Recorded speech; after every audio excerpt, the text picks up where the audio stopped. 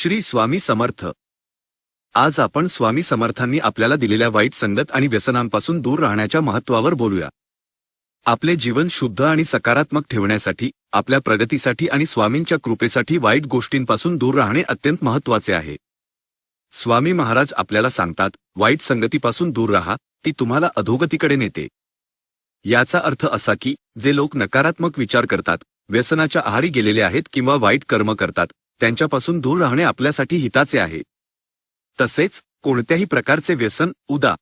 दारू, सिगारेट, जुगार हे आपल्या शारीरिक, मानसिक आणि आध्यात्मिक आरोग्यासाठी हानिकारक आहे। व्यसनामुळे केवळ आपलेच नाही, तर आपल्या कुटुंबाचेही नुकसान होते। स्वामी भक्तीचा मार्ग हा शुद्ध आणि सात्विक आहे। या मार्गावर चालण्यासाठी आपले मन आणि शरीर दोन्ही शुद्ध असणे आवश्यक आहे। वाईट सवयी आणि व्यसनांचा त्याग केल्याने आपल्याला आंतरिक शक्ती मिळते आणि स्वामींचा आशीर्वाद अधिक प्रमाणात प्राप्त होतो। स्वतःला चांगल्या लोकांच्या संगतीत ठेवा आणि नेहमी सकारात्मक गोष्टींवर लक्ष केंद्रित करा।